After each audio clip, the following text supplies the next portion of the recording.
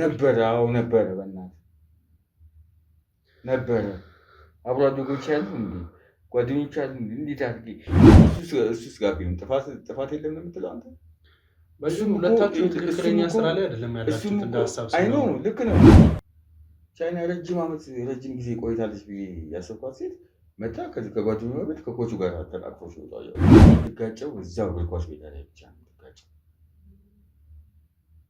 የሆነ ጸብ ንግግርም እንኳን ቢኖር እዛው ሜዳ ላይ ነው። ከሜዳ ውጭ ሌላ ምንም አይነት ችግር ከጌም ውጭ ጓደኛ ነው። በቃ ሜዳሊያዎች ነበሩ፣ የግል የክብር ሽልማቶች ነበሩ።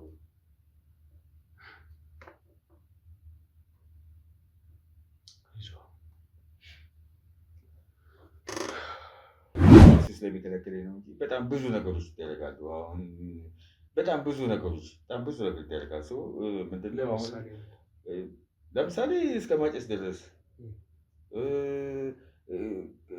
እሁድ ጌም ሊኖረን እኛ ሐሙስና ዓርብ ዕለት ሺሻ ቤት ነበር የምንሆነው። እኔ እዛ ደረጃ ላይ ደርሼ እነሱን ወደኋላ ማድረግ አልነበረብኝ፣ ግን ደጋግሜ ነገርኩህ። እነሱ ያዘጋጁት ፕሮግራም ያልተገኘበት ምክንያት ከክለቡ በደረሰኝ አስቸኳይ ጥሪ ማመን አቃተኝ። ምንድን ነው ታውቃለህ? እሷ በቃ ቤት ኪራይ ሁሉ የምከፍለው ገንዘብ አጣሁ። ከዛ ነገር ሁሉ ማለት ነው። ከዛ ሁሉ ነገር በሙሉ በቃ እጄ ላይ ቼኖች ነበሩ፣ የአንገት ሐብሎች ነበሩ፣ ቀለበት ነበረ ምናምን። የሚገርም እሱም ሌላ ቅምጥ ሴት ነበረች። አሰልጣኝ ራሱ ማለት ሌላ ሴት ነበረች። ለምሳሌ እኔ የነበርኩበት ክለብ የአንድ የመጠጥ ካምፓኒ ከሆነ ያንን መጠጥ ነው የምጠጣው። እኛ ሀገር ያሉ ክለቦች የሚያቋቁሟቸው በአብዛኞቹ የመጠጥ ካምፓኒዎች ናቸው። ለምሳሌ ያው ምንም ምሳሌ መጥቀስ አያስፈልግም። ተከራይቼ የሚኖሩ አፓርታማ ነበረ። እሷ ከዛሬ ነገ ትመጣለች እየጠበቅኩ ነበር። እዛ ሁኔታ ውስጥ እሷ ልትመጣ አልቻለችም። ቆየች ምናምን ከዛ ከአፓርታማ ወጣሁ።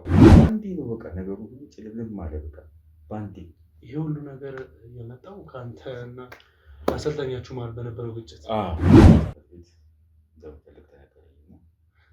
መልቀቂያ ደብዳቤ ተጽፎ ተሰጠኝ። ምንም ሳይነገር ያው እኔም እንዳልኩህ በቃ ከከፍታ በአንድ ጊዜ ነው ወደ ዝቅታ ህይወት ውስጥ የመጣሁት። ጥሩ በነበርክ ሰዓት ላይ ቦታ የማትሰጠው ነገር የሆነ ጊዜ ላይ ዋጋ ያስከፍልሃል። ዝምብለንቅ ያለፍካቸው ነገሮች እና ያው ከሰፈር ጓደኞችም ጋር የገጠመኝ ነገር ቢኖር ይሄ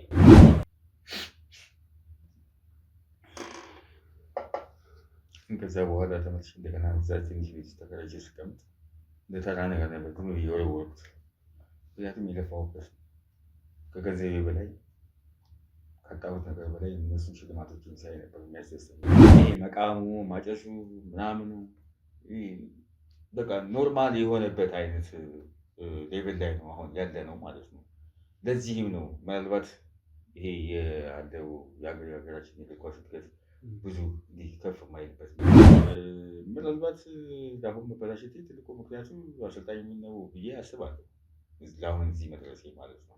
መበላሸት የሚለው ቋንቋ ታረፈልኝና አሰልጣኝ ውሽማ እንደሆነች እያወቅህ ነው ኦልሬዲ ነገሮችን የጀመረው አይደል? አዎ ታውቅ ነበር ይሄን የአምበል ባጅ የሚቀመው ይሄ አምበል ስትሆን የሚሰጥ ባጅ አለ። በቃ እሱን ቀማኝ። ከእኔ ጋር ላኪ ግንኙነት ነበር፣ በጣም ላኪ ግንኙነት ነበር። አሰልጣኝ በነገራችን ላይ ባለትዳር እና የልጆች አባት ከአሰልጣኝ ውሽማ አንተ ግንኙነት ጀመራችሁ? እኔም እንዲህ መቀራረቡ መጣ። በብዙ ጊዜ መገናኘት መቀራረቡ መጣና ከእሷ ጋር በያን ነገሮች የተፈጠሩት ማለት ነው። እሷም ባለትዳር እንደሆነ ታውቃለች። አሰልጣኝ ታዋቂ ስትሆን አጃቢ ይበዛል። የፈረመልኝ ጥያቄዎች ምናምን ይበዙብሃል አለ። ፈረመልኝ ከሚሉ ከህፃናት ጀምሮ እስከ ትልቅ ሰዎች ናቸው። መልሼ እንደገና የእነሱን አይን ማየት ፈራሁ። ገባ በቃ ከዛም በኋላ እንዴት አድርጌ ልቅረባቸው? በጣም በተደጋጋሚ ሄድኩኝ። ከዛ በኋላ እንዴት አድርጌ ልቅረባቸው?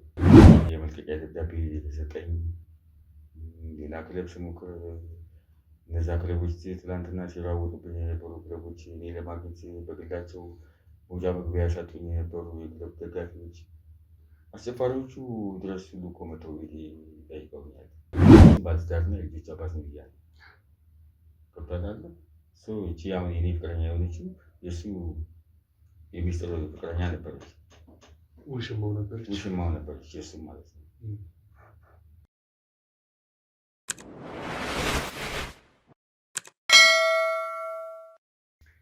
ሰላም ሰላም ውድ የፍትህ ፕላስ ቤተሰቦች እንደምንድን ናችሁ? በያላችሁበት ሰላም ፍቅር ይብዛልኝ እያልኩኝ እንግዲህ ያው በተለያዩ ጉዳዮች ለእናንተ እየደረስን እንገኛለን። እንዲሁም ደግሞ በፍትህ ሾው ላይ እንግዲህ ሲተላለፍ የነበረው የእህታችን ሜላት ጉዳይ ሁላችሁንም አሳስቧችሁ ጥያቄን ፈጥሮባችሁ የነበረበት ሁኔታዎች ነበሩ። ያንን ለማስተካከል እንግዲህ በተቻለን አቅም ደፋ ቀና ስንል ነበር። ያንንም ጉዳይ ደግሞ እንግዲህ በምናጠናቀቅበት ሰዓት ወይም ደግሞ አንዳንድ ጉዳዮችን ታሪኩም በቁጥጥር ስር በሚውልበት ሰዓት ለእናንተ ሲተላለፉ የነበሩ የተለያዩ ታሪኮች ነበሩ። እናንተም የሰጣችሁ ግምት ሀሳባችሁን በጣም ጠቅሞናል፣ በጣም እናመሰግናለን። እንዲሁም ደግሞ እንግዲህ በዚህኛው በፍትህ ፕላስ ቻናላችን ላይ ያሉትን ነገሮች ለእናንተ ማስተማሪያ ይሆናል። እንዲሁም ደግሞ ትማሩበታላችሁ። ከዚህ አይታችሁ ራሳችሁንም እንድጠብቁ ወይም ደግሞ እያሳለፋችሁት ያላችሁት ላይፍ ምን ይመስላል የሚለውን ነገር ሁላችንም እንግዲህ የራሳችን ፐርሰናል የሆነ ላይፍ አለን።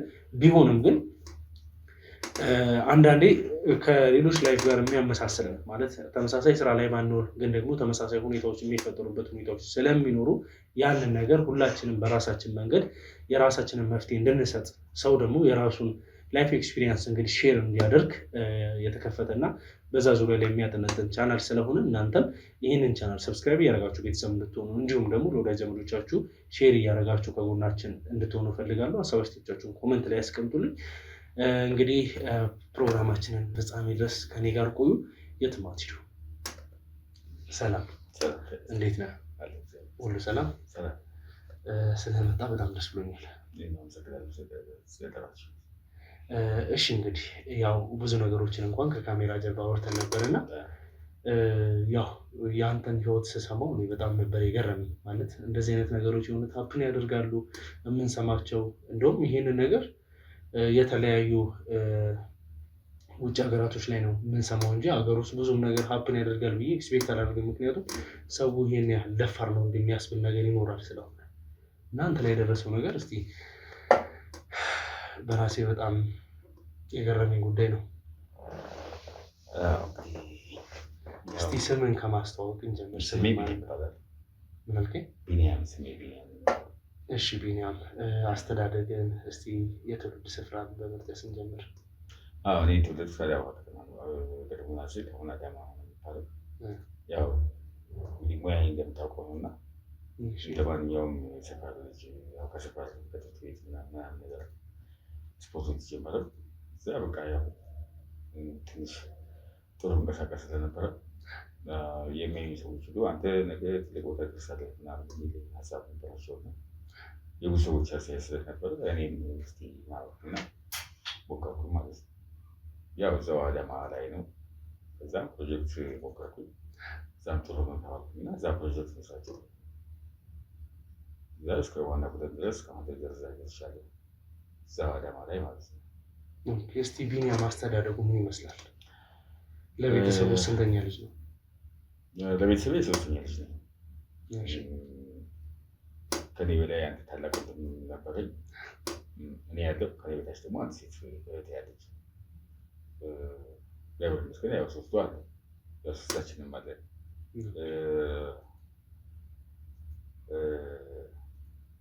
ያደግኩት እናታችንን ናቸው ያሳደገችን። አባታችን ወታደር ስለነበረ ያው በውትድርናው ዓለም ውስጥ ሆኖ እኛ ሶስታችን ከተወለድን በኋላ ያው ህይወቱ አልፏል። እዛው ትግል ላይ እያለ ማለት ነው።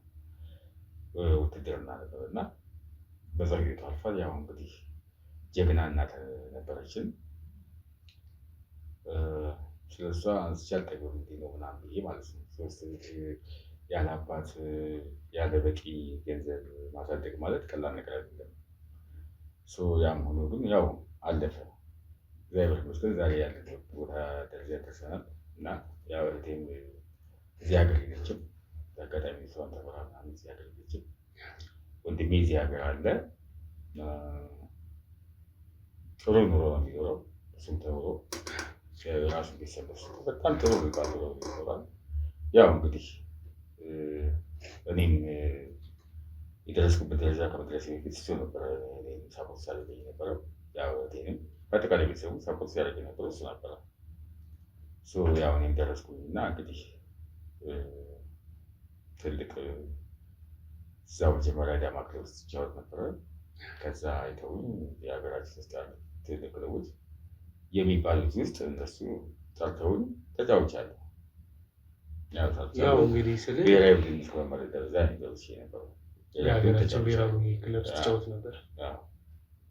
የሚገርም ነው። እስቲ ያው ሁላችንም የምናሳልፋቸው ነገሮች አሉ ልጅ እያለን ሰፈር ውስጥ የመጫወት ሲቀጥልም ደግሞ አንዳንድ አካባቢያችን ላይ ከሚጠቀሱት ክለቦች ጋር ተቀላቅለን የምንጫወትበት ከዛም በኋላ አሁን አንተ እንዳልከው የሆኑ ትላልቅ ክለቦች የመጡ ሰሌክት እያደረጉ ልጆችን የሚወስድባቸው ሁኔታዎች ነበሩና አንተም ከአዳማ ከተማ እንደዚህ ተመርጠ ወደ አዲስ አበባ የመጣበት ሁኔታዎች ነበሩ አይደለም? አሁን እንደዚህ ስብ መጥቀስ ባልፈልግም የተጫወትኩባቸው ክለቦች ጥሩ ነበርኩ። በኳስ ህይወቴ ጥሩ ነበርኩ። እኔም እኮ አንዳንድ ነገሮችን አንተ ስትነግረኝ አለምን ብዬ ቼክ ሳደርግ ነበር። እውነቱን ለመናገር ጥሩ ፊት አደርግ ነበረ። ያው ብዙ ሰዎች እንደውም የሚገርም ነገር ከአረብ ሀገር ሁሉ ጥያቄ ቀርቦልኝ ነበር። የሆነ ወቅት ላይ ጥያቄ ቀርቦልኝ ነበረ እና ያልታሰበ ነገር ተፈጠረ እና በዛም ያ ጥያቄ መሄድ ያልቻለው እንጂ ቀርቦልኝ ነበረ። አንድ ጊዜ ጀርመን ሀገር ሄጄ ነበረ። ጀርመን ያለ 3ኛ ዲቪዥን ውስጥ በራሴ ደግሞ ሞከር እዛ ሄጄ ነበረ። ደግሞ ሞከር ወጥቻለሁ እዛም ያው ይሄ ብዙ ጊዜ ችግር የለውም። ቢኒያም እንግዲህ ያው እኔም ጥያቄ ሲፈጥሩብኝ የነበሩ ጉዳዮች ስለነበሩ ከአለማመን አንጻር አይደለም። ነገር ግን ምንድነው ሰው እንዲህ የህይወት ታሪኩን ሊያጋራን እንዲሁም ደግሞ የተለያዩ ነገሮችን በሌላ በኩል የምንሰራቸው ስራዎች ስላሉ በጥቆማን በመሳሰሉት ነገሮች እኛ ጋር ሲመጡ እኛ ያንን ጉዳይ የምናጣራበት ሁኔታዎች ነበሩና ስላንተም ሳጣራ ብዙ የሰማኋቸው ጉዳዮች ነበሩና አሁን እንደዚህ በመጠጥና በተለያዩ ጉዳዮች የተነሳ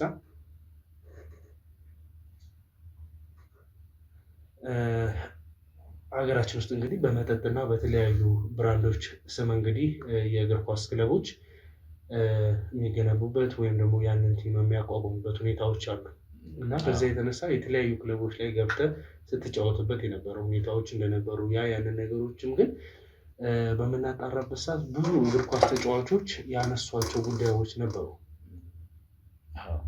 ስሰማ የሆነ በመጥፎ ኢቲክስ እንደተባረርክ እና ጥሩ ስነ ምግባር ያልነበረው ኳስ ተጫዋች ነው የሚል ሀሳብ ተነስቷል እና ለዚህ ምን ምላሽ ይኖራል? ያው እንግዲህ እንዳስተምር ስለሆነ እዚህ ቦታ ላይ የጋበዝከኝ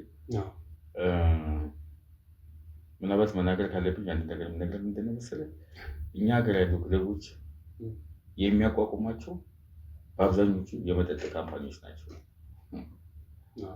ለምሳሌ ያው ምንም ምሳሌ መጥቀስ አያስፈልግም፣ ያው ታውቃቸዋለህ፣ ስም መጥቀስ አያስፈልግም። በዚህ አይነቱ ሁኔታ ውስጥ የተቋቋሙ ስለሆኑ ክለቦች ስለሆኑ እንደ ግዴታም ባይወሰድብንም ምናልባት እኛ ለዝናና ስንወጣ ለምሳሌ እኔ የነበርኩበት ክለብ የአንድ የመጠጥ ካምፓኒ ከሆነ ያንን መጠጥ ነው የምጠጣው።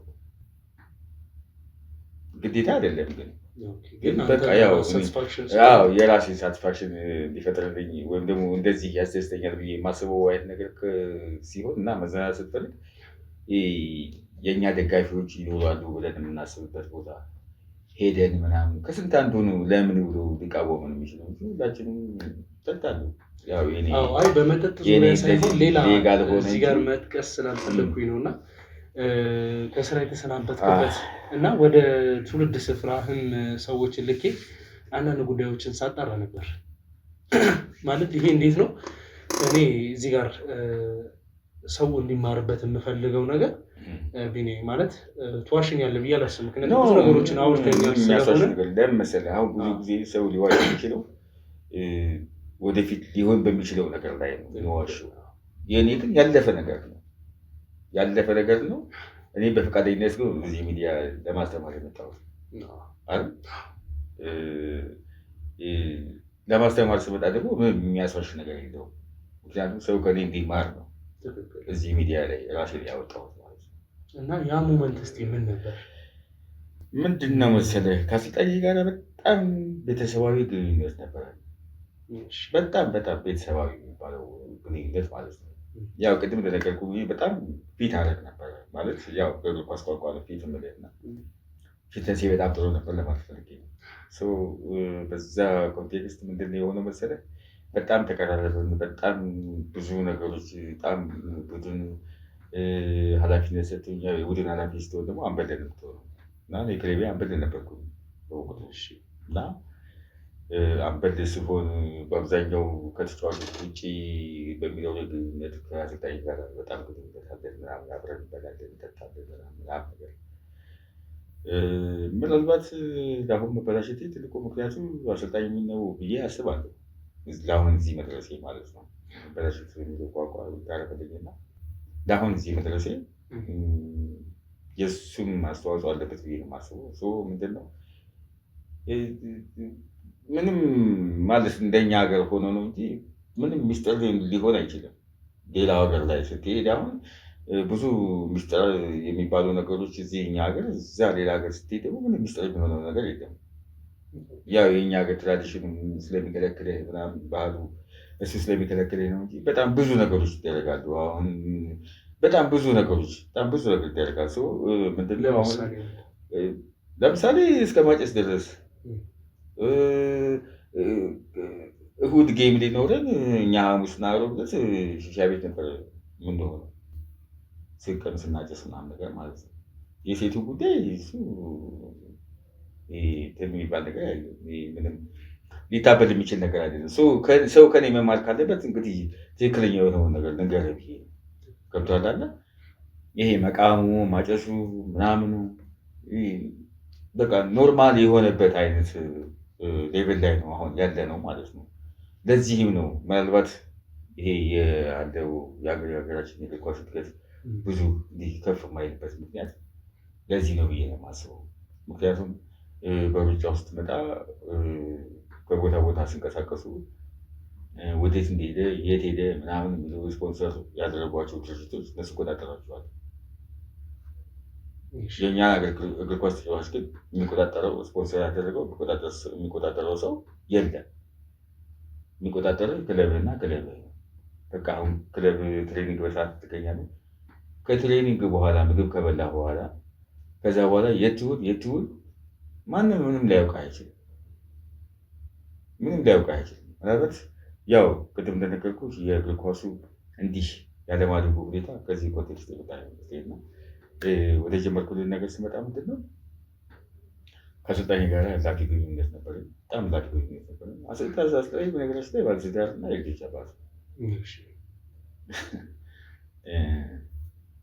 የሚገርም እሱም ሌላ ቅምጥ ሴት ነበረች። አሰልጣኙ ራሱ ማለት ሌላ ሴት ነበረች። ፍቅረኛ ብላት ጓደኛ ብላት ምንም ነገር ትላት ትችላለህ። ያው በየቦታው ይሄድ ምናምን ነገር ስለነበረ ከእሷም ጋራ እንዳጋጣሚ መቀራረብ ምናምን ነገር መጣ።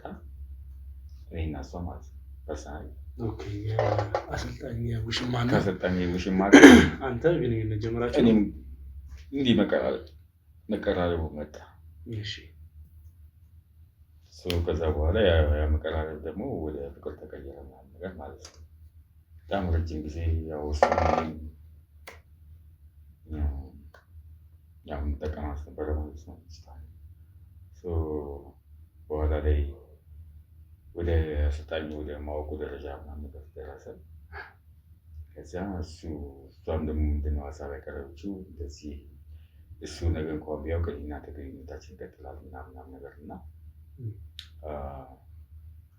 የራሳችን የሆነ ነገር እንዲኖር እንፈልጋለሁ ምናምን አይነት ነገር የሚል ሀሳብ አቀረበች። ልጅቷ ትንሽ የተማረች ናት፣ ግን ምንም ስራ የላትም። ከእኔ ጋር በምታደርገው ግንኙነት እና ከአሰልጣኝ ጋር በምታደርገው ግንኙነት በምታገኘው ገንዘብ ነው ራሷን እያስተዳደረች ያለችው። እዚህ ጋር ግልጽ እንዲሆንልኝ ማለት ነገሮችን እያጣራን ኦዲየንስን በሚገባው መንገድ እንድንሄድ የአሰልጣኝ ውሽማ እንደሆነች እያወቅህ ነው ኦልሬዲ ነገሮችን የጀመረው አይደለ? አዎ ታውቅ ነበር ይሄንን ነው። በመቀጠልም ደግሞ አሁን ስጠቅስልኝ ልጅቷ እነዚህ ማለት አንዳንድ በቢዝነስ ወይም ደግሞ ገላቸውን ሽጦ በመተዳደር የሚኖሩ ሴት እህቶቻችን አሉና በእንደዚህ አይነት ዘርፍ የምትመደብ ነች ነው ወይስ ምንድን ነው? አይ አይደለችም። በእንደዚህ አይነት ዘርፍ ውስጥ የምትመደብ ሴት አይደለችም። ልጅቷ የተማረች ናት ብያለሁ። የተማረች ልጅ ናት። ያው መካከለኛ ገቢ ካላቸው ቆንጆ ናት። መካከለኛ ካላቸው ገቢ የተወለደች ልጅ ናት። ግን በተማረችበት ስራ የላትም። አንዳንድ ጊዜ ምን አይነት ነገር አለ መሰለህ፣ በእኛም ሀገር አሁን እንዲህ አይነት ነገሮች ፈጠረ። በሌላውም ዓለም እንደዚህ የተለመዱ ታዋቂ ስትሆን አጃቢ ይበዛል። የፈረመልኝ ጥያቄዎች ምናምን የበዙ ባህል አለ። ፈረመልኝ ከሚሉ ከህፃናት ጀምሮ እስከ ትልቅ ሰዎች ናቸው። ቢኮዝ አንተ ፌመስ ስለሆንክ ማለት ነው። እኛም ሀገር በአቅም ስትፈምስ የአንተን ባክግራውንድ እንዲህ ያዩና በዛ መጥተው ሊተዋወቁ የሚፈልጉ ሰዎች አሉ። እቺም ልጅ ወደ አሰልጣኙ የቀረበችበት ምክንያት በዚህ አይነት አጋጣሚ ነው። አሰልጣኙ ጎበዝ አሰልጣኝ ነው። አሁን ሀገር ውስጥ ካሉ አሰልጣኞች ያው ጥሩ የሚባል አሰልጣኝ ነው ምናምን ነገር እና እሱን ቀረበችው። እሱ ደግሞ ከኔ ጋር በጣም ስለሚቀራረብ ቅድም በነገርኩህ መንገድ ሚስጥረኛው ነኝ እኔ የእሱ ያሰልጣኙ በግድ እኔ ሚስጥረኛው ነኝ እና በጣም ረጅም ከኔ ጋር ከመቀራረባችን የተነሳ እያንዳንዱ የሚያደርገው ነገር ከኔ ጋር ሌጋል ነው የሚሆነው። እሱ ከቅርበት አንጻር አንዳንዴ ምንም የማትፈራው አይነት ነገር ሰው አለ አይደል? እንደዛ አይነት ነገር ሆነና ከብዙ መቀራረብ ነው ከእሷ ጋር ከብዙ ጊዜ መገናኘት መቀራረቡ መጣና ከእሷ ጋር እንዲህ አይነት ነገሮች የተፈጠሩት ማለት ነው። እሷም ባለትዳር እንደሆነ ታውቃለች አሰልጣኝ። ያው እኔ ትዳር የለኝም እና በዚህ ኮንቴክስት እና እሷ እንድንገናኝ ሆነ ማለት ያው እንዲህ ሪሌሽንሽፕ የተፈጠረው ማለት ነው። ከዛ በኋላ ያው የምር ወደ ፍቅር ተቀየረ። ምን ተፈጠረ ከዛ በኋላ? እንግዲህ የሁለታችሁን ግንኙነት እንግዲህ ይህንን እያወቃችሁ ፍቅር የሚባለው ነገር መጣ ማለት ትክክለኛ ፍቅር መሀላችሁ አለ የሚለውን ሀሳብ ይኖረኛል እና እንዴት ቀጠለ?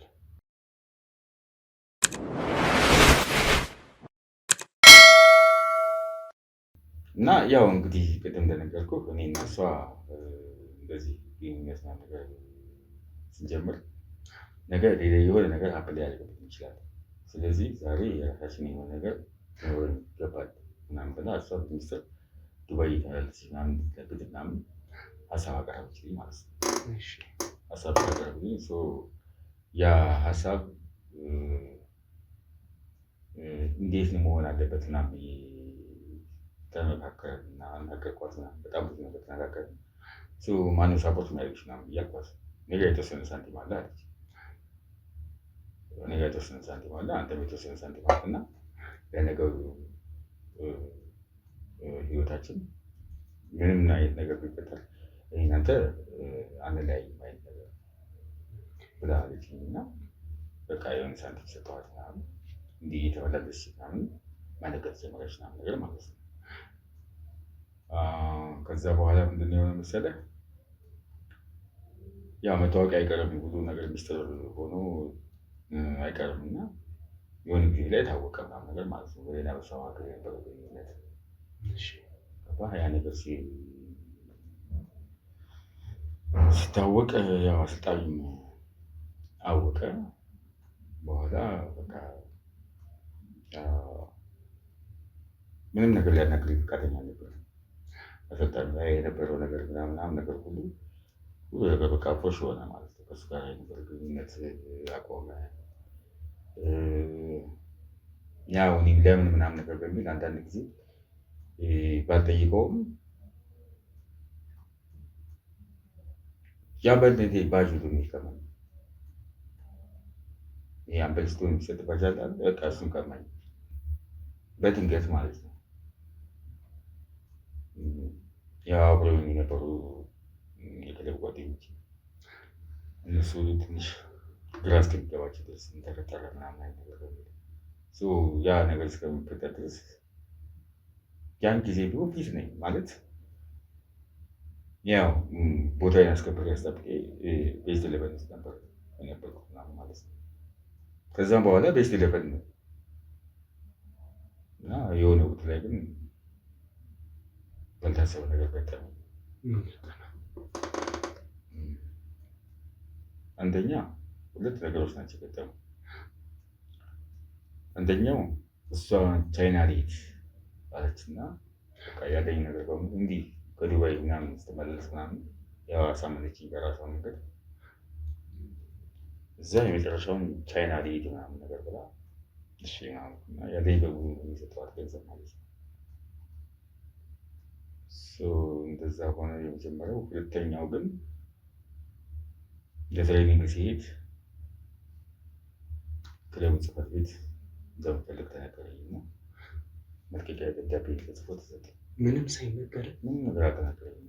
ከዛ በፊት በኤቲክስም በተለያዩ ጉዳዮች ምንም በቃ ነገርኩህ እኮ በቃ እስከዚያ ደብዳቤ እስኪደርሰኝ ድረስ ቤስት ኢሌቨን ውስጥ ነበርኩኝ። ፊት ነኝ ምናምን ማለት ያው ይገባሃል። ፊት ነኝ ስል ፊትነስ ጥሩ ነበረ ለማለት ፈልጌ ነው። በእግር ኳስ ቋንቋ ነው የማወራው እና ፊት ነበርኩኝ። ቤስት ኢሌቨን ቦታዬን አስከብሬ ምናምን ነገር ነው ስሰራ ነበር። ያው ምክንያቱም ሌላ ስራ የለኝም። የሙሉ ጊዜ ስራዬ ነው ኳስ መጫወት። የሙሉ ጊዜ ስራዬ ነው ኳስ መጫወት። ከዛ ውጭ ያው በድብቅ ቅድም ከነገርኩህ በኋላ ከሰው ጋር እዝናናለሁ። አልፎ አልፎ ቤተሰቦቼን እጠይቃለሁ ምናምን። ያው ያላባት ያሳደገች እናቴ ምናምን ብያለሁ አይደል? እሷ ጋር ሄጄ ከእሷ ጋር ማሳለፍ ምናምን ከእሷ ጋር አሳልፌ እመጣለሁ። ትንሽ እረፍት ምናምን በሚኖረው ሰዓት ምናምን እና እንደዛ ነበር የነበረው። ያው እዚህ አዲስ አበባ ነበር ስጫወት የነበረው እና ከአዲስ አበባ አዳማ ደግሞ በጣም ቅርብ ነው። የአንድ ሳምንት ጌም እረፍት ምናምን ነገር ሲኖረው እናቴ ጋር ሄጄ አንድ 3 ቀን ቆይቼ ተመልሼ እመጣለሁ እና ያ ነበር የነበረው። ከዛ ያው ደብዳቤ ጽፎ ሰጡኝ። ደብዳቤው ሲያዩ በቃ ጭራሽ ከክለቡ መሰናበቴ ነው የሚገልጸው። ለምን ብዬ የጠየኳቸው ለምን ብዬ በቃ ያው የተላለፈበት ውሳኔ ቦርዱ የሚወስን ነበር። ቦርዱ ብዙ ነው። ማንም በሌላ ታደርጋለህ፣ ማንም በሌላ ታናግራለህ። አንድ እንደዛ ሆነ። ሁለተኛ ደግሞ እሷ ደግሞ ሄደችበት በቃ እሷን መጠበቅ የነበረብኝ እና ሌሎች የሚፈልጉኝ ክለቦች እንኳን ነበሩና እዚያ ክለቦች ሁሉ ላናግር ምናምን ሲሄድ ምን አይነት ግንኙነት እንደሆነ አላውቅም። ማንም ሊፈልገኝ አልቻለም። ማንም ሊፈልገኝ አልቻለም። የብሔራዊ ቡድን ቋሚ ተሰላፊ፣ የክለቤ ቋሚ ተሰላፊ፣ የክለቤ አምበል ሆኜ ማንም ሊፈልገኝ አልቻለም። ማንም ሊፈልገኝ አልቻለም። ፈላጊ አጣሁ። በቃ በዛን ሰዓት ትንሽ እናቴ ጋር ሲሄድ በጣም የሚገርም ነገር አብሮ አደጎቼ እንኳን የማየቱ አጋጣሚ ቢፈጠርብኝ እንኳን እኔ ፍላጎት ያልነበር በቃ የሆነ ራሴን ብቻ እንዴት እንደሆነ አልገባኝም። ማለት አብሮ አደጎችን ማግኘት አትፈልግም ነበር ነው? እኔ ፍላጎት ያልነበረው በቃ እኔ በዛን ሰዓት አሁን እኔ እንዲህ እንደምወድ ወይም ደግሞ እንዲህ እንደምወድቅ አላውቀውም ነበረ። ምናልባት መጽሐፍ ቅዱስ ይናገራል የቆመ ቢኖር የቆመ ቢኖር ምንድነው እንዳይሉ ነገር ሊወድቅ እንደሚችል የሆነ አባባሎች አሉ እና እኔ ሁል ጊዜ ቆሜ የሚቀር ነበር መሰለኝ እና እንዲህ እንደምወድቅ አላውቀውም ነበረ እና ለዛም ነው። ከተሰናበትክ በኋላ ምን ተፈጠረ? እስኪ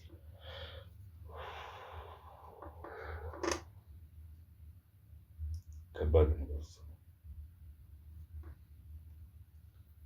ተከራይቼ የምኖረው አፓርታማ ነበረ።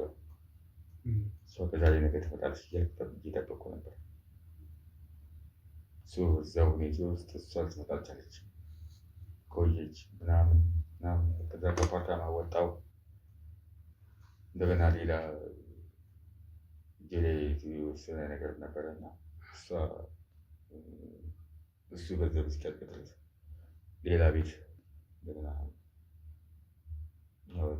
ሊመጥን የማይችል ቤት በኔ ነው እና ሊመጥን የማይችል ቤት ተከራይቼ ምናምን ቁጭ አልኩኝ። የተሰጠኝ እንኳን ሽልማት የሚደረግበት ቦታ እንኳን የማላገኝበት ቤት ነው የተከራየሁት።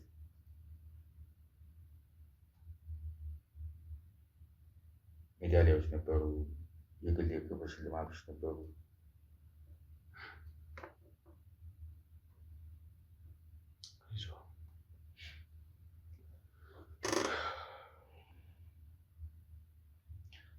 እና እዛ አፓርታማ በምኖርበት ሰዓት ላይ ያው ሽልማቶች የሚደረግበት የራሳቸው ቦታ ነበራቸው እና እነሱ ሳያቸው የራሱ በቃ በጣም ትልቅ ክብር፣ ትልቅ ነገር ነበር የሚሰማኝ ነበር።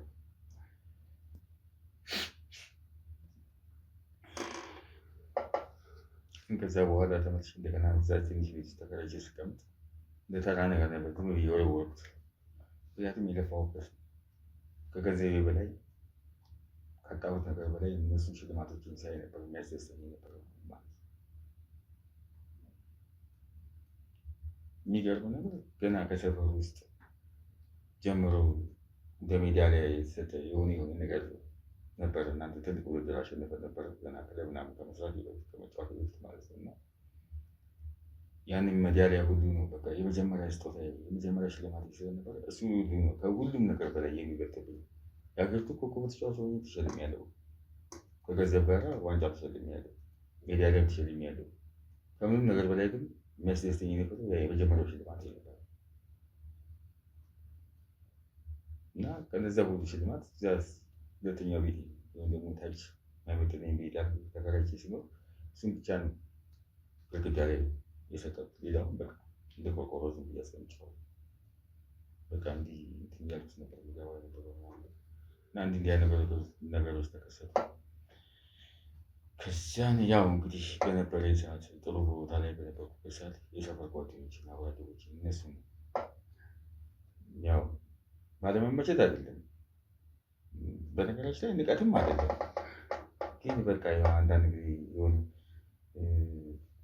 ጥሩ በነበርክ ሰዓት ላይ ቦታ የማትሰጠው ነገር የሆነ ጊዜ ላይ ዋጋ ያስከፍልሃል።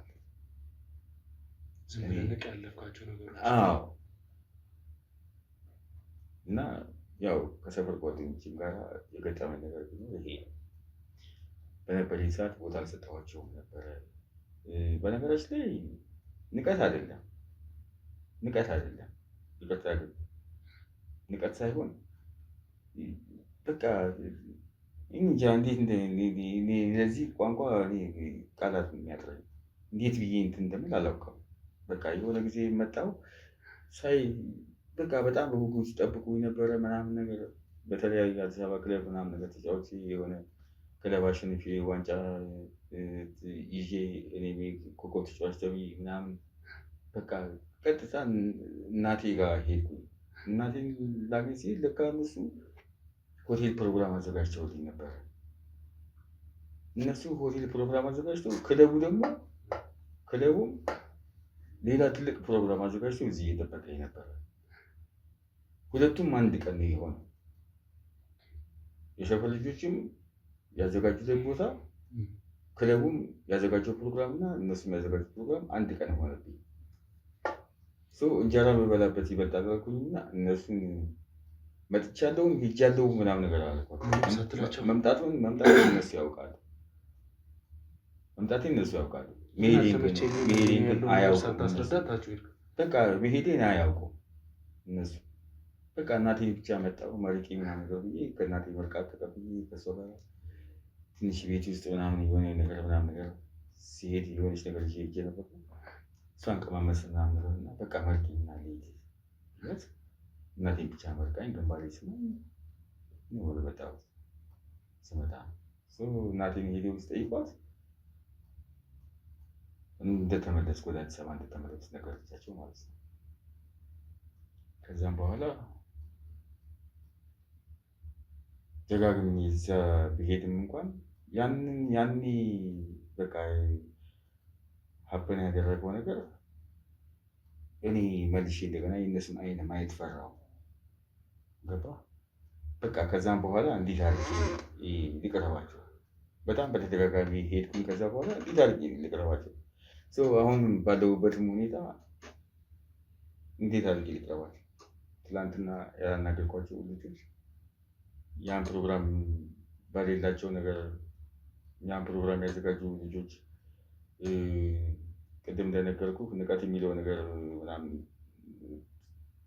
ሳይሆን ምናምን ብዬ ነገርኩ። ያው ክለቡም እዚህ በወቅቱ ትልቅ ፕሮግራም አዘጋጅ ስለነበር ያው የቡድኑም ትልቅ ተጫዋች ስለነበርኩ አንበዱም ስለነበርኩ የግድ እኔ መኖር ነበረብኝ። በዛ ምክንያት ነው እነሱን ሳልናገር ትቻቸው የመጣሁት። ያው እነሱም ከንቀት ነው የወሰዱት። ለእኔ ግን ንቀት አልነበረም በወቅቱ። ጉዳይ በሰፊው በዝርዝር የምናስረዳቸው ይሆናል እና አንድ ጥያቄ የፈጠረብኝ ጉዳይ አለና እኔም ልጓጓ ያደረገኝ ነገር አለ። ከተባረርክ በኋላ ያንተም የአሰልጣኝህም ፍቅረኛ ነው ላይ የምትባለዋ ልጅ ቻይና ሄደች። ምን ተፈጠረ ከዛ በኋላ? ያው እኔም እንዳልኩ በቃ ከከፍታ በአንድ ጊዜ ነው ወደ ዝቅታ ህይወት ውስጥ የመጣሁት ማለት ነው። ለእሷ ስትሰጡ የነበሩት ገንዘቦች እሷ አሁን በምን አሳመነች መሰለህ? መጀመሪያ ዱባይ መለስ ምናምን ብላ ስትል ዱባይ ትሄዳለች ትመጣለች፣ ትሄዳለች ትመጣለች። በቃ የሆነ ነገር ታቀብለኛለች ምናምን፣ ያው ገንዘብ ምናምን ማለት ነው። አንዳንድ ማስታወሻዎችን ይዛ ትመጣ ነበር ምናምን፣ ደግሞ በትክክል ትሄድ ትመጣ ነበር። በዛም መንኳት እና እስኪ ደግሞ ወደ ቻይና ልሞክር ማለች ማለት ነው። ወደ ቻይና ስትሄድ ብዙ ገንዘብ እንደሚያስፈልጋት ነገረች። ያለኝን ነገር በሙሉ ነው የሰጠኋት። እዛ እስክትመጣ ብዬ ለራሴ የሆነ ነገር በቃ የምንቀሳቀስበት ገንዘብ ምናምን ስራም ላይ ስላለው ያው ኳስ ሚጫው ስለሆነ ደሞዝም አለኝ ምናምን በሚል ለምናልባቱ ብዬ ደግሞ ያስቀምጥኩት ትንሽ ሳንቲም ነበር እና እሱ ሲቀረኝ ብቻ ነው ሌላ በሙሉ ለእሷ የሰጠኋት እና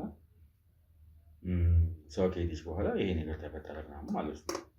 ያው ቅድም እንደነገርኩህ ከክለቤ የመልቀቂያ ደብዳቤ የተሰጠኝ ሌላ ክለብ ስሞክር እነዛ ክለቦች ትላንትና ሲራወጡብኝ የነበሩ ክለቦች እኔ ለማግኘት በግላቸው መውጫ መግቢያ ያሳጡኝ የነበሩ የክለብ ደጋፊዎች አስጨፋሪዎቹ ድረስ ሁሉ እኮ መተው ቤቴ ጠይቀውኛል። የምዝናናበት ካፌ አንዳንድ ሆቴል ውስጥ ለምሳም ለምን ስገባ እዛ መጥቶ በጣም ያናገሩኝ ነበር። የደጋፊዎቹ የክለቡ ደጋፊዎች እነዚህ አሁን አንዳንድ ትልልቅ የሚባሉ አስጨፋሪዎች አሉና እነሱ ከክለቡ ትልልቅ ከሚባሉ ደጋፊዎች ጋር ከነሱ ይከታተሉሃል። የምትወጣበት የምትገባበት ምናምን ይከታተሉሃል። እዛ ይመጣሉ፣ አብረው ምሳ ምናምን ነገር ይበላሉ። አንተ ብዙ ደጋፊ እንኳን የሌላ ክለብ ደጋፊ ቀርቶ የራሴን ክለብ ደጋፊዎች በሙሉ አታውቃቸውም።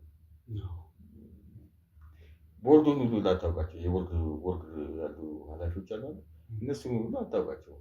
በጣም ግንኙነት ሊኖር የሚችለው አንተ በእንደዚህ አይነት ስራዎች ሲሆን አብራቸው ከሚሰራ ተጫዋቾች ጋር፣ ከአሰልጣኙ ከኮችንግ ስታፉ ጋር፣ ከአሰልጣኞቹ ጋር እና ደግሞ ከነዚህ ልብስ ምናምን የሚያዋሉ በጣም ከሾፌሩ ምናምን ከነዚህ ጋር በጣም እንዲህ ሊወቅ ምናምን ብለህ ስታስብ ደግሞ የክለቡ ዋና አስጨፋሪዎች አሉ የምትጫወትበት ክለብ ከነሱ ጋር አንዳንድ ኮሚኒኬት ሊኖር ይችላል።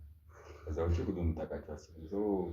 በዛ አጋጣሚ እነዛ ሰዎች የሚሄድበት የሚወጣበት ምግባበት ቦታ ተከታተሉ ወደኛ ፈርሙ ገንዘብ ስጣት ምናምን ሲሉ የነበሩ ሰዎች እኔ ራሴ ሄጄ ጠይቃቸው ስቀበሉላቸው ለነዛ ታሰፋል ከሚባሉት እንደዚህ ቢሰጣቸው ምናምን በአንዴ ነው በቃ ነገሩ ሁሉ ጭልምልም አለ። በቃ በአንዴ ይሄ ሁሉ ነገር የመጣው ከአንተ እና አሰልጣኛችሁ ማለት በነበረው ግጭት።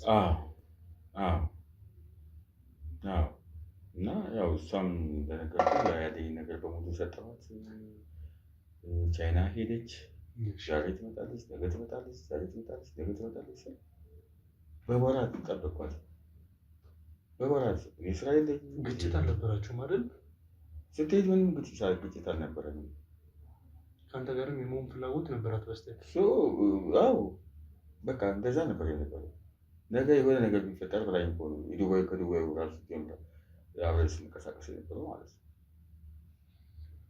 ዱባይም እኮ ስትሄድ የነበረው የተወሰነ ሳንቲም ይቀራል ብላኝ በዛ ነው እንደገና እኔ ሳንቲም ጨምሬላት ምናምን ስትሄድ ስትመጣ የነበረው የዱባይ የጀመረችው ምናምን ነገር ማለት ነው። እና ያው እኔም ስትሄድ ስትመጣ ቅድም ነግሬያለሁ። ስትሄድ ስትመጣ በመመላለስ አመንኳቸው። በኋላ በቃ ይሄን ነገር ኮቹ አወቀ። እሱ ነው ማለት ያው እንግዲህ እንትን ነው። በነገራችን ላይ ምንድን ነው መሰለህ እግር ኳስ ሜዳ ላይ የምትጋጨው እዛው እግር ኳስ ሜዳ ላይ ብቻ ነው የምትጋጨው። የሆነ ጸብ ንግግርም እንኳን ቢኖር እዛው ሜዳ ላይ ነው። ከሜዳ ውጭ ሌላ ምንም አይነት ከጌም ውጭ ጓደኛ ነው በቃ አንተ ምናልባት እኮ ተከታትለን አብረን ምሳ ልንበላ እንችል ይሆናል ወይ እራት ልንበላ እንችል ይሆናል ከጌም በኋላ ማለት ነው። የተለያየ ክለብ እንኳን ብትጫወት እናንተ አንተም እዛ ክለብ በቃ ሜዳ ላይ እጥልህ ሊሆን ይችላል። ፋውል ሰርቼብህ ልጥልህ ይችል ይሆናል ወይ ልጥልህ ትችል ይሆናል። ገባ? ከዛ በኋላ ግን ያው እናንተ የእናንተ ጓደኝነት ይቀጥላል ማለት ነው። ያው እንደነገርኩህ ተቀጣጥረን ምራት ብትበላ እንችል ይሆናል። ያኔ የሆነ እና እሱ ከሆነ በኋላ ምንድን ነው ምናልባት አሰልጣኙ ይህን ነገር እኔን ማወቀል ያው እንደነገርኩህ ምንም ነገር ማውራት አልፈለግም። ከዚህ ጋር ምንም አይነት ማውራት አልፈለግም። ለሌሎቹ የክለብ አሰልጣኞች እንዳታስፈርሙት አይነት ጥያቄ ነው። ስለዚህ ያው ትውውቅ ስለሚኖራቸው በእንደዚህ አይነት ዲሲፕሊን ስለሆነ ይህ ነገር ስለሆነ በእንዲህ አይነት ዲሲፕሊን ለተባራሪ ከክለቡ እንዳታስፈርሙት አይነት የሚል ቀጠና ትዕዛዝ አስተላልፎ ሊሆን ይችላል አሰልጣኙ ማለት ነው። እነዛ ያው ቅድም በነገርኩህ ሜዳ ላይ ነው ሽኩቻው እንጂ ከሜዳ ውጭ ጓደኛ ውስጥ እንሆናለን እንዳልኩ እነሱም ጓደኛሞች ናቸው። ደግሞ በትክክል ጓደኛሞች ናቸው። በቃ ምክንያቱም ወይ በተጫዋችነት አብረው አሳልፈዋል ወይ በአሰልጣኝነት ኮርስ ላይ አብረው አሳልፈዋል። በዚህ ይተዋወቃሉ እና በዛ በአሰልጣኙ ምክንያት ነው እኔ እንደዚህ አይነት ነገር ውስጥ ገባ ቻልኩበት ምክንያት ማለት ነው። እሱ ሲገባኝ ግን ይሄን ያደረገበት ምክንያት ምንድን ነው? እኔም የእሱን ሚስጥር እንዲህ ነው እንዳልናገር ስለፈራ ነው። ምክንያቱም እሱም ባለትዳርና የልጆች አባት ነው ብያለሁ። ገብቶሃል? እቺ አሁን የኔ ፍቅረኛ የሆነችው የእሱ የሚስጥር ፍቅረኛ ነበረች፣ ውሽማው ነበረች የእሱም ማለት ነው። ከዚያም በኋላ እሷ ወደ እኔ ስትመጣ ነው የእሱን ሚስጥር እንዳላጋልጥበት ፈልጎ ነው ሁሉም ነገር የዘጋብኝ ማለት ነው። እና ያው እኔ ለዚህ የበቃሁት ማለት ነው። ልጅቷ ቆይ ቻይና ሄዳ ስልኳን አጥፍታ ጠፍታ ቀረች ወይንስ ምንድን ነው ውስጥ የተፈጠረው?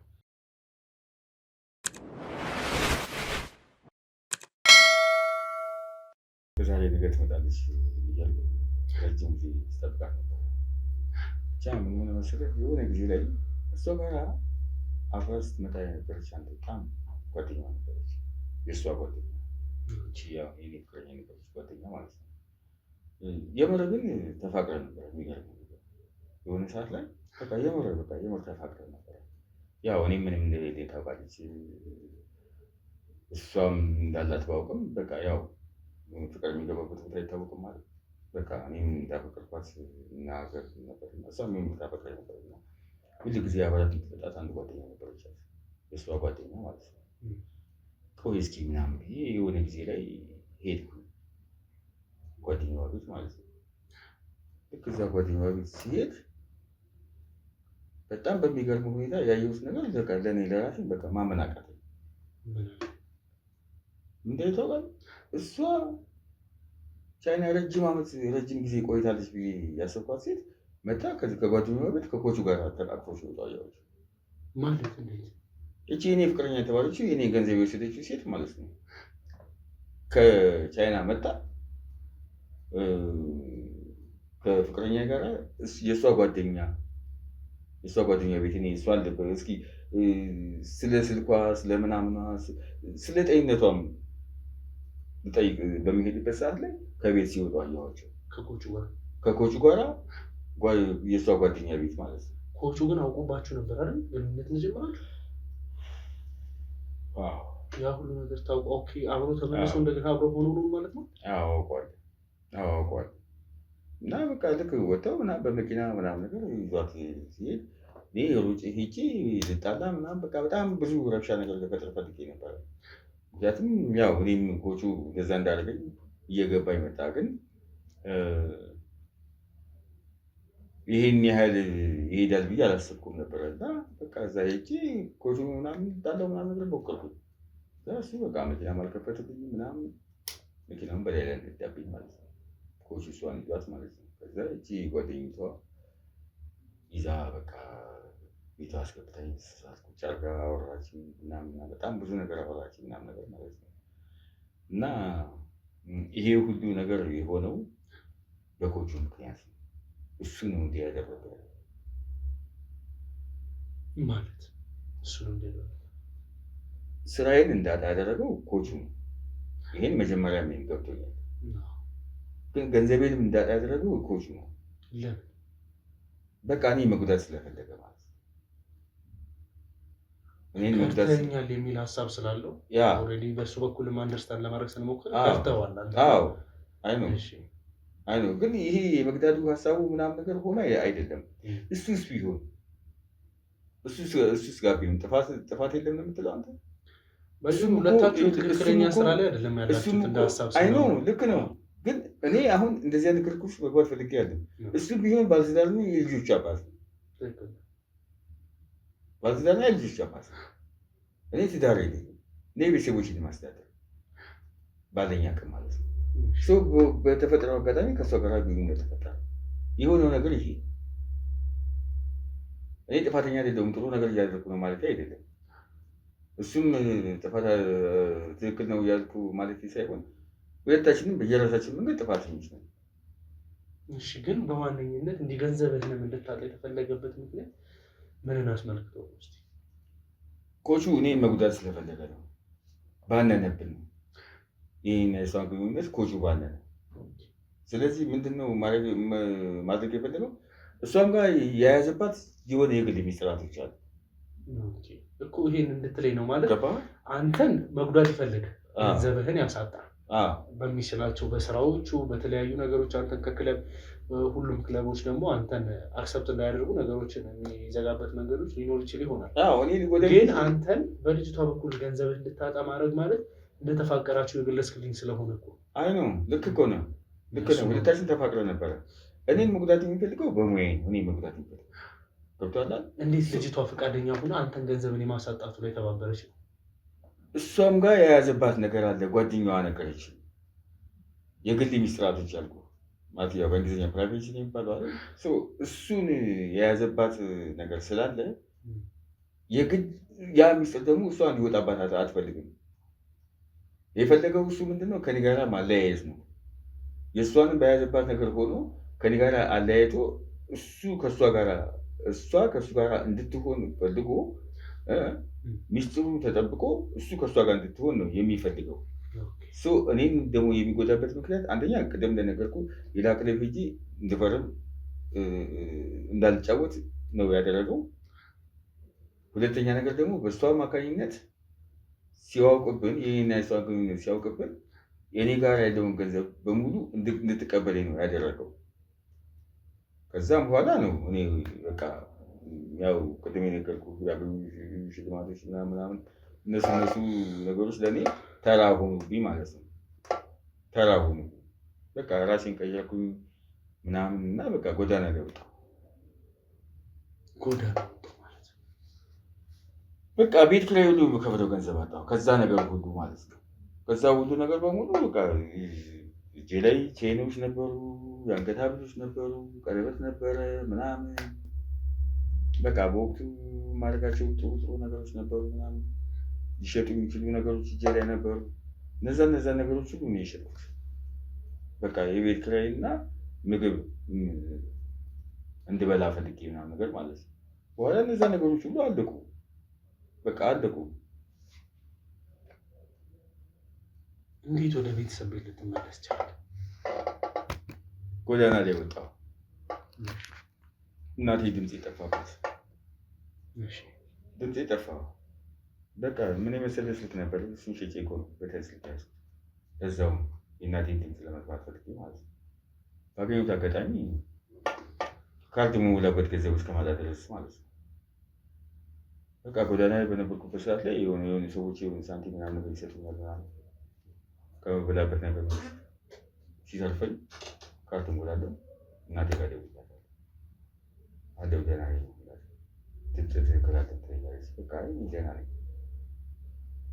ያው እንደኔ አይነት ሰው ደግሞ ከሚዲያ ሲጠፋ ያው እሷ እንኳን ትከታተላለች።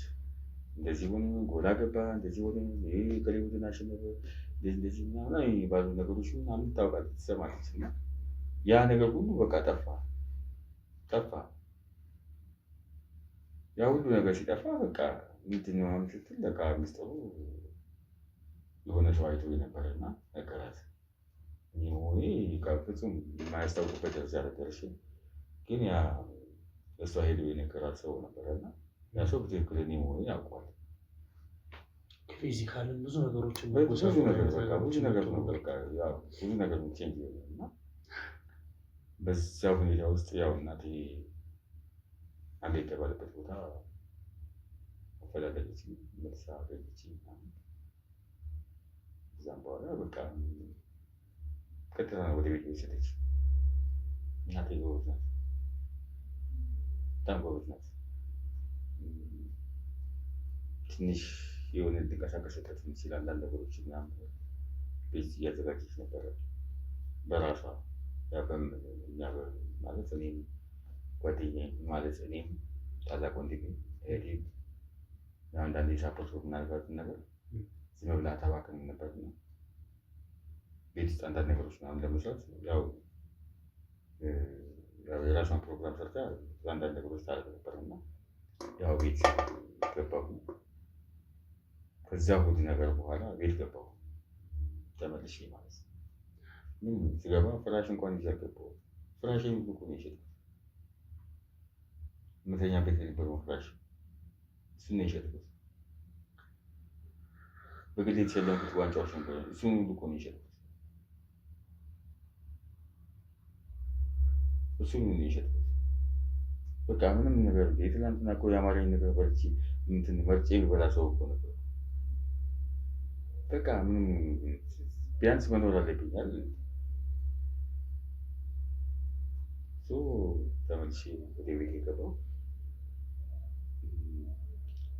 እናቴ በጣም ትልቅ ሴት ናት። ቅድም ጀምሬ እየነገርኩህ ነበር። ያው ትልቅ ስለሆነች ነው ትልቅ ናት ደጋግሜ የምናገረው። እኔ ከጎዳና ላይ ስላነሳችኝ አለ ልጇ ነኝ። ታነሳኝም ደግሞ ግድ ይላታል። ገብቶሃል? የበለጠ ትልቅነቷን ማረጋገጥልህ ምንድን ነው? ቅድም እንደነገርኩህ የሰፈር ጓደኞቼ ምናምን ብዬ ነግሬህ ነበር መሰለኝ እና ከእነሱ ጋራ የማስታረቅ አይነት ነገር ስራውን የሰራችው ትንሽ ፕሮግራሞች ታዘጋጀች እና ያለሁበት ሁኔታ እነሱ አያውቁም ነበር እና ከእኔ ጋር አብረው ሲሰሩ የነበሩ ልጆች ነበሩ። በኳስ ወጥተው ራሳቸውን በጣም ትልቅ ደረጃ ያደረሱ ልጆች አሉ። በሌላ ተላልፈው በትምህርትም በተለያዩ ቢዝነስ ውስጥ ምናምን ነገር ሆነው ምናምን ማለት ነው። እነዛን አሰባሰበች እና በቃ እዚህ ቦታ ነው ያለው የሆነው ነገር እናንተን በመናቅ አይደለም። እናንተ ያን ያዘጋጃችሁት ፕሮግራም ንቁ አይደለም ትሎ ሄደው ከአሸናፊነት የመጣው እኔ ልጠይቅህ መጣ። ወደ እናንተ ነበር ቀጣይ ፕሮግራም ነበር። አሁን መድረስ አለብኝ ስልክ ተደወለበትና ሳይነገራችሁ ጥፋት የነበረው ነገር ይሄ ነው አለቻቸው። እናንተ መሀል የነበረውን ቁርሾ ተሰብሮ ፍቅር እንዲሰቃረበች ያው በወቅቱ በነበረበት ያው ራሱን በቃ በጣም ቢዚ ከመሆኑ የተነሳ ነው እንጂ በቃ ከዛም በኋላ ግን ከዛ እናንተ ካዘጋጃችሁ ፕሮግራም ከዛ ፕሮግራም ከቀረ በኋላ ግን አፍሮ አይናችሁን ማየት ስለፈራ ብቻ ነው እንጂ እናንተን ጠልቷችሁ አይደለም ብላ አስረግጣ ነገረቻቸው። ይሄን ደግሞ እሷ በደንብ ታውቃለች። በደንብ ነግሬያታለሁ። የእውነትም ግን ያ ነገር አንተ ጋር ነበረ? አዎ ነበረ። በእናትህ ነበረ። አብሮ አደጎች ያሉ እንዴ ጓደኞች አሉ። እንዴት አድርጌ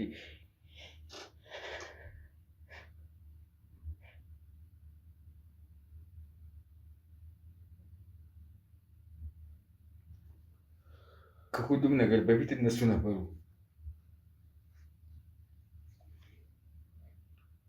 እኔ እዛ ደረጃ ላይ ደርሼ እነሱን ወደኋላ ማድረግ አልነበረብኝ። ግን ደጋግሜ ነገርኩ። እነሱ ያዘጋጁት ፕሮግራም ያልተገኘበት ምክንያት ከክለቡ በደረሰኝ አስቸኳይ ጥሪ፣ ምክንያቱም ሻምፒዮን ሆነን ስለነበረ ማለት ነው። በዛ ላይ አንበል ነኝ ብያለሁ። እኔ መኖር ነበረብኝ እና እናቴ ጀግና ስለሆነች ነው ይሄን ብዙ ነገር የፈታችው። እና በቃ ከዛም በኋላ ምንድን ነው የሆነ መሰለህ ሰው ልጅ ስለረበሽኩ ችግር የለውም። ያው ማለት መቼም ብዙ ነገርን የሚያውቅ ሰው ነው ያሳለፋቸውን ነገር ተምሮበት ሌላ ሰው የሚማርበት እንዲሁም ደግሞ የእውነት ከልቡ መጸጸቱን ያሉትን ነገሮች ማሳየት ማለት እኔ በጣም ደስ ብሎኛል። ይህም ፕሮግራም ያሉ ብዬ አስባለሁ። የበለጠ ትክክል እናቴ ትክክልም ስለሆነ እንደነበረች በዚህም ፕሮግራም ሊያዩ ይችላሉ ብዬ አስባለሁ። ደግሞ ያሉ ነግራቸዋለሁ፣ ይቼ ለእነሱ ነግራቸዋለሁ። ያው እንግዲህ እናንተንም በሚደግፉበት መንገድ እንደግፏችሁ የራሴን ማስተዋጽኦ አደርጋለሁ። ምክንያቱም እናንተ የሚደግፉ ስለሆነ ቦታ ላይ የጠራችሁ ቢያንስ ሰብስክራይብ እንዲያደርጉ ነግራችኋለሁ። ይሄንን ነው የምነግራቸው እና ሰው ከዛ በኋላ ምንድነው ወደ መጨረሻው ስመጣልህ እነሱ እውነታው ይሄ መሆኑን በደንብ ካወቁ ካረጋገጡ ነገር በኋላ በቃ ምንድን ነው እንድንረዳ የምትፈልገው ምናምን ብለዋል ማለት ነው። እኔ በእግር ኳስ ህይወቴ መቀጠል እፈልጋለሁ ብዬ ነገርኳቸው። ከዛም በቃ እነሱ በራሳቸው መንገድ ያለውን ነገር እንዲህ ነው ምናምን ብለው ነገሩኝ ምናምን እና አሁን እዛ የምኖርበት ምንድን ነው ያደረኩት መሰለህ? አይ ኳስ መጫወት የሚለውን ነገር ከዚህ በኋላ ተወዋል። በቃ በራሱ መንገድ የምትንቀሳቀስበትን መንገድ እኛ እንፈጥርልሃለን፣ እናመቻችልሃለን። ወደ ቢዝነሱ ዓለም እንድትገባ እዚሁ እናመቻችልሃለን። በትርፍ ሰዓትህ ኳስ እሰራለሁ ምናምን ብለህ የምትል ከሆነ ደግሞ ወደ ኳሱንም ቢሆን እንድትሰራ ወይም ደግሞ በኳሱ እኔ የሚመሰሉ ሰዎች እፈጥራለሁ ብለህ የምታስብ ከሆነ በሱም ነገሮችን እናመቻችልሃለን ምናምን ብለዋል። ያው እንግዲህ ቅድም እንደነገርኩህ ከአብሮ አደግህ በተለያየ ስራ ውስጥ የተለያየ ቢዝነስ ውስጥ የሚገቡ ሰዎች አሉ። በተለያየ ኃላፊነት ደረጃ በተለያየ ትምህርት የሆነ ነገር ሊሰሩ የሚችሉ ሰዎች አሉ። ከነዚያ ከጓደኞች አንዱ በዛው በክልሉ ውስጥ ካሉ አንዳንድ የመንግስት ቢሮዎች ውስጥ በኃላፊነት ደረጃ የሚሰሩ ልጆች ነበሩ። እነሱ ናቸው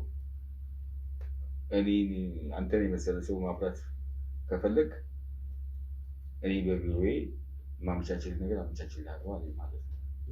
አንተ ወደ ማሰልጠን እንድትመለስ እንደዛ ነገር። አንዳንድ ጓደኞችም ደግሞ ወደ ቢዝነሱ ዓለም የምትገባም ከሆነ ያው ኳስ በየቀኑ ኮቺንግ ውስጥ በየቀኑ ትናትል የአሰልጣኝነት ስለሆነ በየቀኑ አታሰለጥንም። በሳምንት 3 ቀን ወይ 4 ቀን ሊሆን ይችላል። ብቻ ግን ሰዓት አለው። ወይ ጠዋት ይሆናል ወይ ከሰዓት በኋላ ሊሆን ይችላል። ከዛ ውጭ ባለ ጊዜ ውስጥም ደግሞ የምትንቀሳቀስበትን ነገር ምናምን ነገር ብሎ አንድ ጓደኛዬ የሆነ ቢዝነስ ከሱ ጋር እንዲሰራ ገንዘቡን እሱ ራሱ አመቻችቶ ወደ ቢዝነሱ ውስጥ እንዲገባ ማደረገ ምናምን ነገር ማለት ነው። ሌሎቹም ደግሞ ልጆች ደግሞ እዚህ አዳማ ከዚህ አዲስ አበባ እየተመላለስኩኝ በቃ ፍጹም ራሴን ቀየርኩና ትላንትና በቃ እርሳዋል ትላንትና እርሳው ብለዋል። ኦኬ ምናምን አልኳቸው እና እዚህ የኮቺንግ ስልጠና አለ እና ያ ኮቺንግ ስልጠና እንዲሰጥ ክፍያ አለው። ያንን ክፍያ የተወሰኑ ጓደኞች ከነ ትራንስፖርት ይጨምር ሁሉንም ነገር እሱ ከበር አድርገውልኝ እግዚአብሔር ይመስገን አሁን እንግዲህ ያው ያለበት ማለት ነው። የአንተና የልጅቷ ጉዳይ ግን በቃ እዛ ጋር አበቃ ማለት ነው። በቃ ከዛ በኋላ ምን ብዬ ላግኝ? ምን ለማግኘት? አሁን አንተ በአንተ አይነት መንገድ ላይ ለሚጓዙ ወንድሞችን እንዲሁም ደግሞ እንግዲህ ውድ ቤተሰቦች እናንተ እንድታውቁ የምፈልገው ሰው በተለያየ ሁኔታ ውስጥ የተለያየ ፖዚሽን ላይ የሚኖርበት ሁኔታዎች አሉ። አሁን የምንኖርበት ለራሱ ነገ የምንኖርበት ላይሆን የሚችልበት ሁኔታ እንዳለ ግልጽ ነው። ምክንያቱም በእግዚአብሔር እጅ ያለ ጉዳይ ስለሆነ እና ምን ለማለት እፈልጋለሁ፣ እስቲ በአንተ ህይወት ላይ ወይም ደግሞ እናንተ ኳስ ተጫዋች የሆኑ ቢዝነስማን የሆኑ አሁን ያሉበት ሁኔታዎች ላይ በምን አይነት መንገድ መቀጠል አለባቸው ብለህ የግል ምክርን እንደ መጨረሻ ዕድል እስኪ ብሰጥህ ምን ትላቸዋለህ? እንግዲህ እኔ ካለፉት አሁን ላሉት ኳስ ተጫዋች ጓደኞቼም ቢሆን ወይም ደግሞ ገና ወደፊት ኳስ እንጫወታለን ብለው ራሳቸውን ደረጃ ላይ ከሚታተሩ ልጆች የሚመክረው ነገር ምንድን ነው? ኳስ መጫወት ብቻ በተለይ በእኛ ሀገር ደረጃ ትልቅ ደረጃ ልደርስ ትችላለህ፣ ግን ትልቅ ሳቲስፋክሽን አይሰጥም። እንደ ሁለተኛ አማራጭ መውሰድ መቻል አለባቸው። ቢያንስ መማር መቻል አለባቸው። እየተማሩ ኳስን መጫወት መቻል አለባቸው። እነዚህ ልጆች ታዳጊዎች፣ ስፔሻሊ ታዳጊዎቹ እየተማሩ መጫወት መቻልን መልመድ መቻል አለባቸው። እየተማሩ ኳስ መጫወት ታለንት ሊሆን ይችላል። ኳስ መጫወት ግን በባዶ አይደለም። እውቀት ሊኖራቸው ይችላል። የኳሱ ብቻ አይደለም። ኳሱ ነገር እኮ አደጋ ሊያጋጥም ይችላል። ጉልበት ሊሰበር ይችላል። እድሜ ልክህን የማትጫወትበት አይነት ጉዳት ምናምን ልትጎዳ ትችላለህ። ውጭ ሀገራት በ3 ወር ቀዶ ሕክምና ጉልበት በ3 ወር ቀዶ ሕክምና ሊስተካከል ይችላል። እኛ ሀገር ግን ይሄ ሕክምና ስለሌለ ቢያንስ ከወደቀ በኋላ የሆነ የእኛ ክለብ ተጫዋች ነበረና እንዲህ ነገር ደርሶበት እንደዚህ ያወጡት የሚል አይነት ተጫዋች ወይም ደግሞ እንደዚህ አይነት ሰው መሆን የለበትም። በተማረበት ትምህርት ራሱን መርዳት መቻል አለበት። የሰው እጅ እንዳያይ ከኳሱ ውጭ ኤዱኬሽኑ በጣም ወሳኝ ነገር ነው ለማለት የሚፈልገው። መማር አለበት። እግር ኳስን እንደ ሁለተኛ አማራጭ መውሰድ መቻል ያለባቸው የሚመጡት ወጣቶች ማለት ነው። መጀመሪያ እውቀት ነው፣ መማር መቻል አለባቸው። ከእውቀት ጋራ ነው ሁለተኛ ታለንታቸውን ወይም ደግሞ ሁለተኛ ፍላጎታቸውን አብረው ማርኬት መቻል ያለባቸው። ይህን ማለት ይፈልጋል። እሺ እንግዲህ ውድ ቤተሰቦቼ ያው እስካሁን የተከታተላችሁት ፕሮግራም ይህን ይመስል ነበር። እንግዲህ ወንድማችን ቢኒያም እንዲሁም ደግሞ ለሀገራችን ብሔራዊ ቡድንም እንዲሁም ደግሞ እዚህ ጋር ስማቸውን መጥቀስ ማንችላቸው የተለያዩ የሀገራችን ክለቦች ተጫዋች ነበር። እንዲሁም ደግሞ እንግዲህ አዳማ ከተማ ላይም በተለያዩ ጉዳዮች የምታውቁት ወንድማችን ቢኒያም ለረጅም ጊዜያት እንግዲህ በእግር ኳሱ ዙሪያ ላይ ትልቅ ስራዎችን ሲሰራ የነበረ ነው።